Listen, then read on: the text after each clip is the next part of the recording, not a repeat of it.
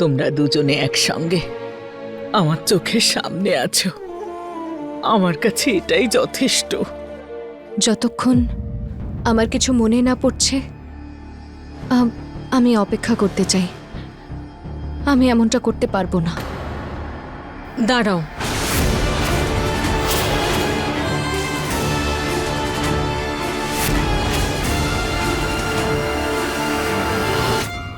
স্মৃতি যখন আসার চলে আসবে, কিন্তু শ্বশুর বাড়ির তো কিছু নিয়ম কানুন আছে, তাই না? আর তুমি এই বাড়ির বৌমা। আর যদি আমাদের কথায় বিশ্বাস না হয় তাহলে ডাক্তার বাবুকে জিজ্ঞেস করে নিও। হ্যাঁ মা, হয়তো কিছু মনে পড়ে যাবে।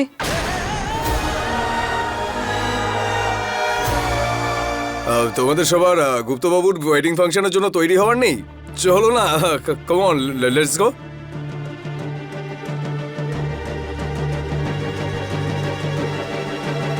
এই প্ল্যানটা তো ফেল হয়ে গেল, কিন্তু আমার সন্দেহটা এখনো আছে, আর এই সন্দেহটা দূর করার জন্য মিছরির সঙ্গে একটু সময় কাটাতে হবে।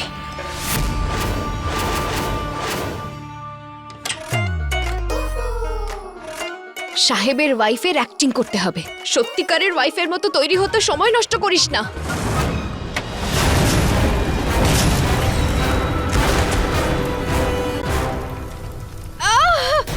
আরে কি হয়ে গেল? হে ভগবান! আরে অর্জুন! আরে আরে আরে, আমি জল নিয়ে আসছি। মিছরি মা, হে ভগবান!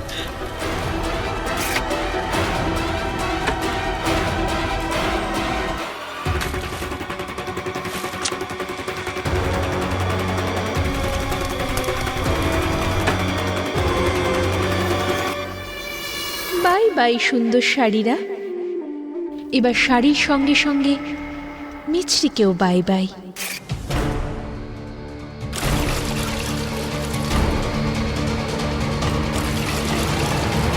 দেখ, মিছরি মায়ের হাত পুড়ে গেছে। বরফ নিয়ে আসছি। তাড়াতাড়ি! হে ভগবান, মিছরি মা! আরে ও সিং, তাড়াতাড়ি আয় বাবা! এই নাও। বড় দিদা, আমি ঠিক আছি। আমি জিজ্ঞেস করেছি নাকি? হ্যাঁ, চুপচাপ বরফ লাগাও। নাও। এই আগুনটা কি করে লাগলো?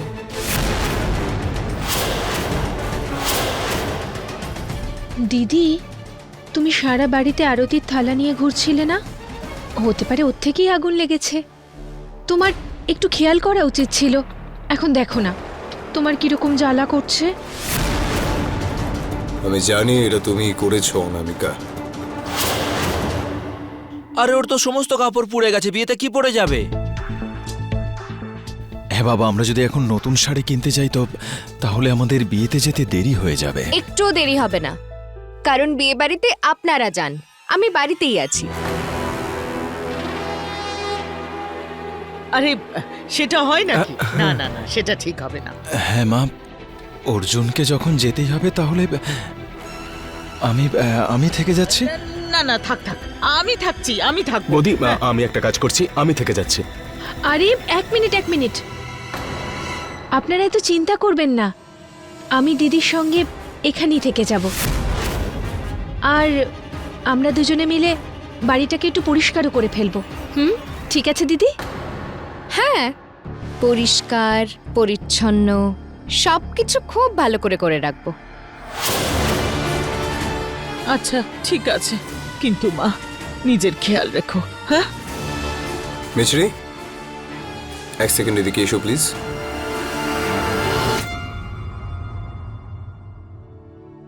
গুড্ডু, অনামিকা যদি তোমার সঙ্গে এখানে থাকে তার মানে নিশ্চয়ই কিছু করবে। সাবধান থেকো, ও কিন্তু খুব ভয়ঙ্কর। তো গুড্ডুও গুড গার্ল নয় সাহেব। এর মতো তো আমি অনেক দেখেছি চুইংগাম চিবিয়ে। ওকে তো আমি এইভাবে ঠিক করে দেব। আরে মিস্টার রাম সাহেব আমার সঙ্গে আছেন, আপনি কেন চিন্তা করছেন? আরে দেখে নিচ্ছি তো আমি ওকে। আমার মিষ্টি ছোট যা, কাজ শুরু করা যাক। সিস্টার, হ্যাঁ, আমাদের বৌমার শরীরটা ভালোই হচ্ছে না। ডাক্তারবাবুকে একবার দেখাতেই হবে আজকে। আপনারা কালকে চলে আসুন, ডক্টর আজকে বিয়ে বাড়িতে আছেন। দেখুন ম্যাডাম, ডাক্তারবাবুর সঙ্গে কথা বলা খুব জরুরি। It's an emergency. ঠিক আছে, আমি অ্যাড্রেস লিখে দিচ্ছি। আপনারা এই ঠিকানায় গিয়ে দেখা করে নিন। Thank you sister. ওয়েলকাম।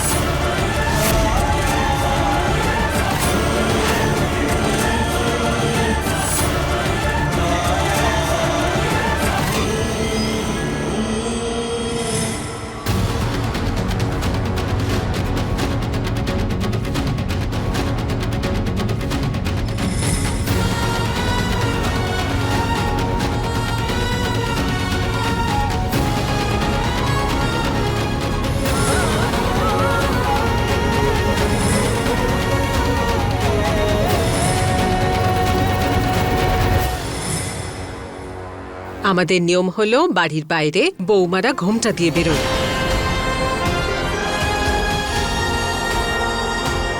চল।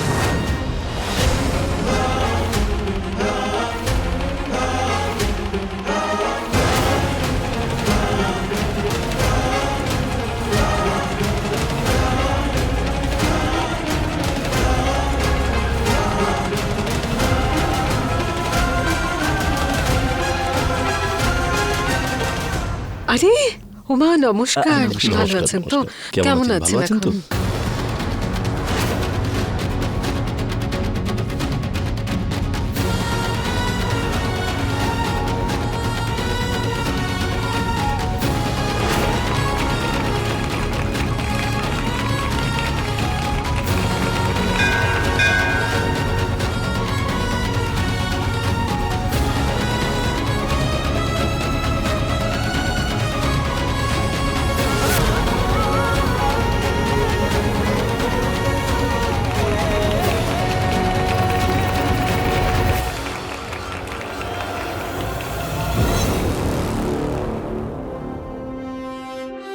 বৌমা কোথায়?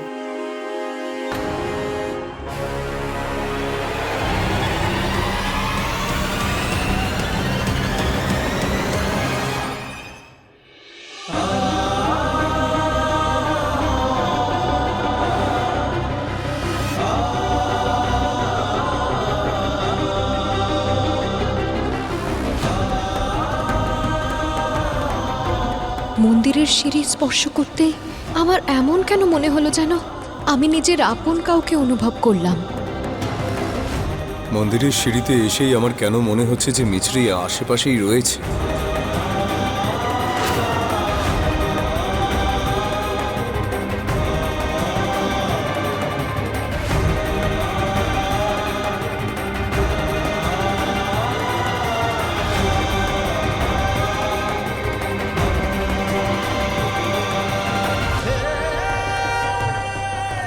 যখন থেকে জ্ঞান ফিরেছে মনে প্রশ্ন ছিল, অস্থিরতা ছিল।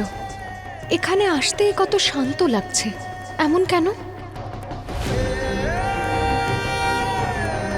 এমনটা কেন মনে হচ্ছে যে তুমি এখানেই আছো মিছরি?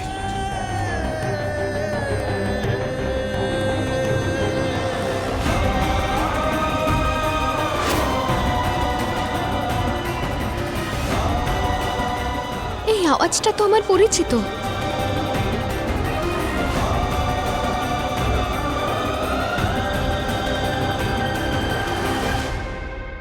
তুমি বৌমাকে খুঁজে আনো। হ্যাঁ আমি যাচ্ছি, আমি খুঁজে দেখছি।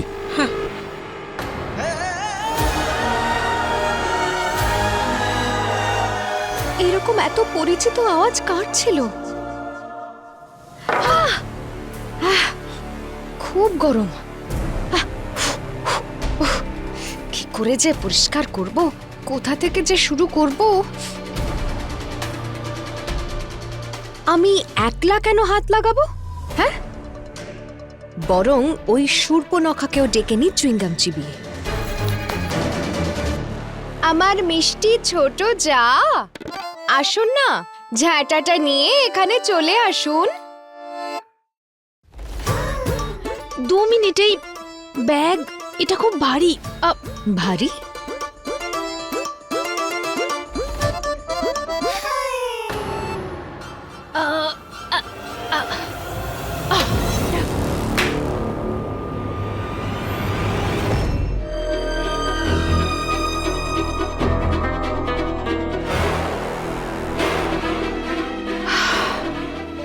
এটা এটা কি?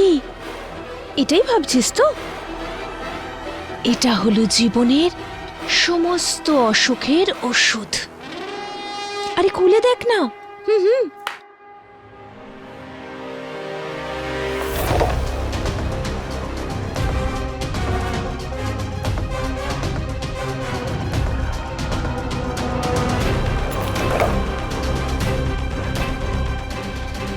এতগুলো টাকা?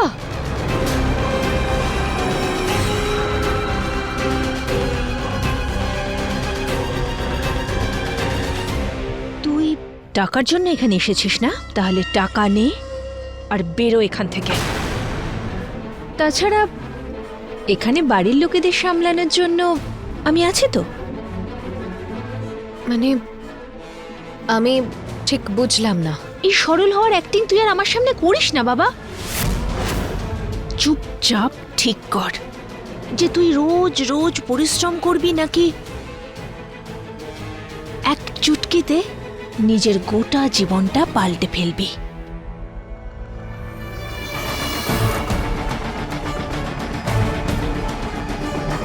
ফেসে গেলি তো? দুরূপের দাস হলো অনামিকা। এবার তো তোর সত্যিটা বেরিয়েই আসবে মিছরি।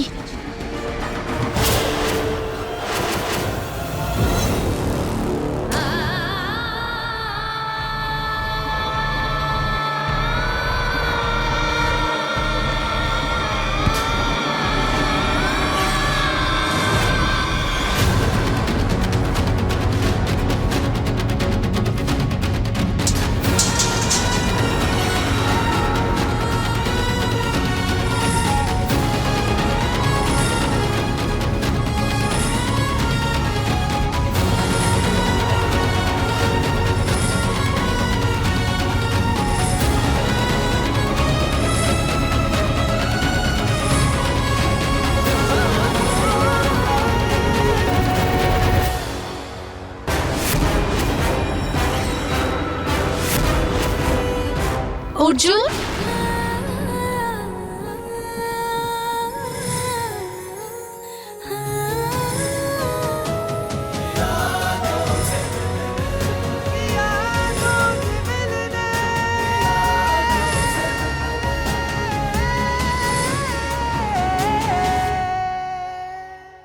আরে তুই এখানে কি করছিস? কখন থেকে খুঁজছি তোকে।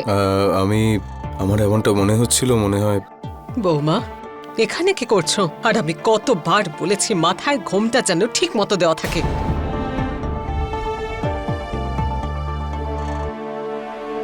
কে ও? তুমি চেনো ওকে? না, একদম নয়। কোনো একটা বাচ্চার সঙ্গে ধাক্কা লেগেছিল ওনার, পড়ে যাওয়ার হাত থেকে বাঁচাচ্ছিলাম। এক বিন্দু লজ্জা নেই শরীরে, এখনো এখানেই দাঁড়িয়ে আছো। নির্লজ্জ তো এই মহিলা। দেখ কিভাবে বৌমার সঙ্গে কথা বলছে। এইসব মহিলারাই শাশুড়িদের নাম বদনাম করে। চল এখান থেকে। ইটস ওকে, চলো এখান থেকে। হ্যাঁ হ্যাঁ চল।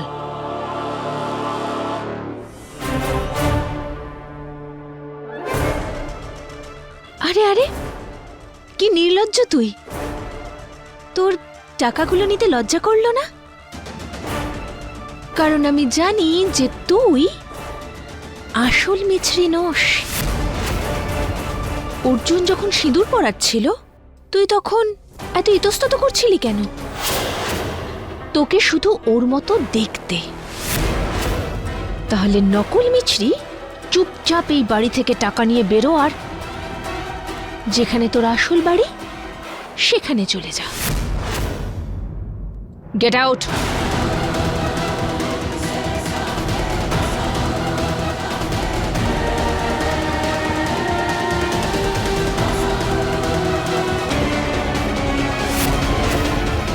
ঠিক মতো ঘোমটাটাও দিতে পারো না, আবার অন্য পুরুষ মানুষের গায়ে গিয়ে পড়া হচ্ছে। আমি কারুর গায়ে পড়ছিলাম না, ওটা তো ওই ভদ্রলোক আমাকে সাহায্য করলেন, আমায় পড়ে যাওয়ার থেকে বাঁচালেন। উনি তো শুধু আমাকে সাহায্য করছিলেন। সাহায্যের দরকার হলে আমাদেরকে ডাকতে পারতে। বংশের নাম ডুবিয়ে ছাড়বে ও। যে বংশের নামটুকু আমার মনে নেই তাকে কি করে ডোবাবো? সত্যিটা তো এটাই যে এতক্ষণ আপনাদের সঙ্গে আমার যেটুকু কথা হয়েছে, যেভাবে কথা হয়েছে, তাতে আপনাদের আমার আপন মনে হয়নি। আপন তো আমার ওই ভদ্রলোককে মনে হয়েছিল। দেখলে কিরকম মুখে মুখে তর্ক করছে আমার সঙ্গে? দেখলে তুমি? অশোক, নিজের বউকে বুঝিয়ে বল। আর ডাক্তারবাবুর সঙ্গে কথা হলো? ওকে ডাক্তারের কাছে নিয়ে যাব, তখন ওর বিশ্বাস হবে যে আমরাই ওর পরিবার। মা, তুমি প্লিজ ভিতরে চলো।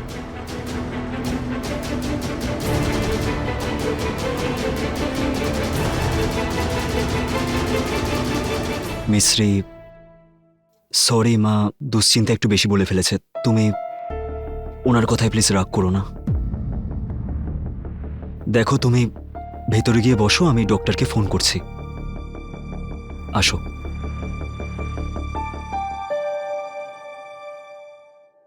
হে দেবী মা, যারা চিৎকার করে আমাকে নিজের লোক বলছে তাদের তো আমার নিজের মনে হচ্ছে না, আর আর অচেনা একজন যিনি আমায় সাহায্য করলেন আমার তাকে আপন মনে হচ্ছে। এমনটা কেন হচ্ছে দেবী মা? এইসব কি হচ্ছে আমি কিচ্ছু বুঝতে পারছি না। আসলে আসলে ওই ব্যক্তির সঙ্গে আমার সম্পর্কটা কি?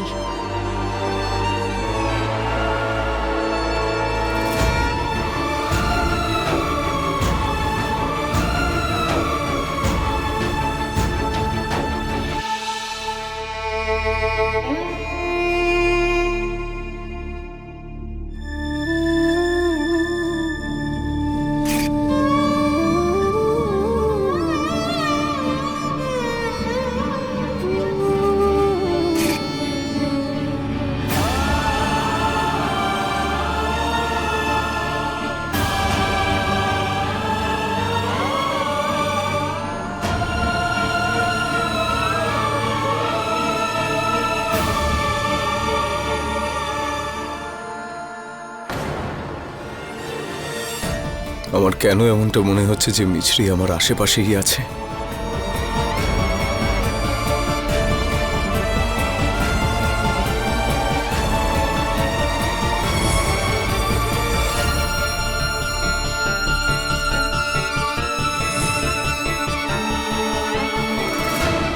অর্জুন, কি হলো বাবা? কিচ্ছু হয়নি, কিছু না।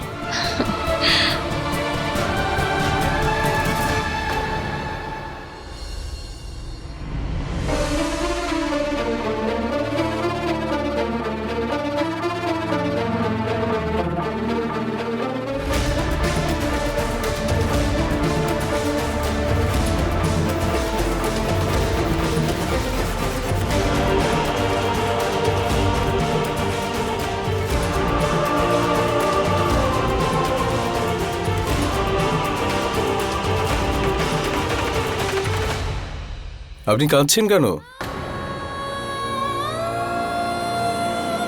আপনি কি জানেন সমস্যাগুলো অনেকটা দেওয়ালের মতো হয়।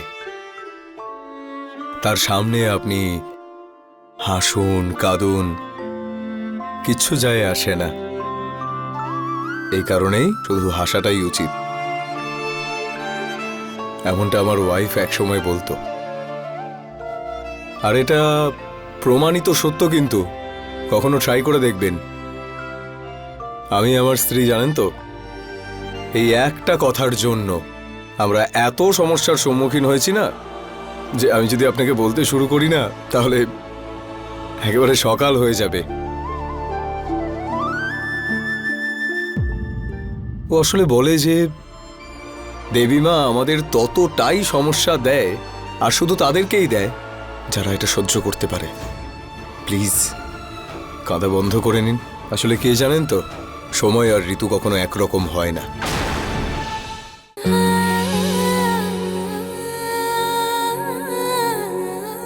খুব স্ট্রিক্ট ছিল ও। আর ওর রাগের জন্য তো আমি একেবারে জবুথবু হয়ে থাকতাম। প্রথমে আমি খুব একটা বেশি হাসতাম না।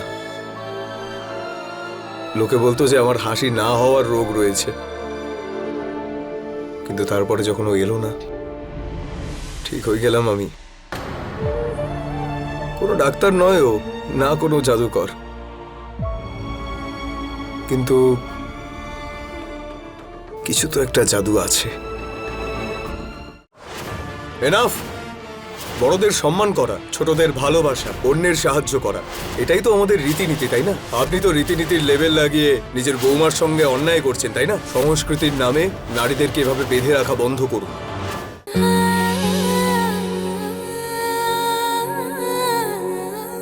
ও আসলে বলে যে দেবী মা আমাদের ততটাই সমস্যা দেয়, আর শুধু তাদেরকেই দেয় যারা এটা সহ্য করতে পারে, যার সাহস আছে। আর আপনারও সাহস আছে, শুধুমাত্র চিনতে পারছেন না আপনি। প্লিজ কাঁদাটা বন্ধ করে দিন। আসলে কি জানেন তো, সময় আর ঋতু কখনো এক হয় না।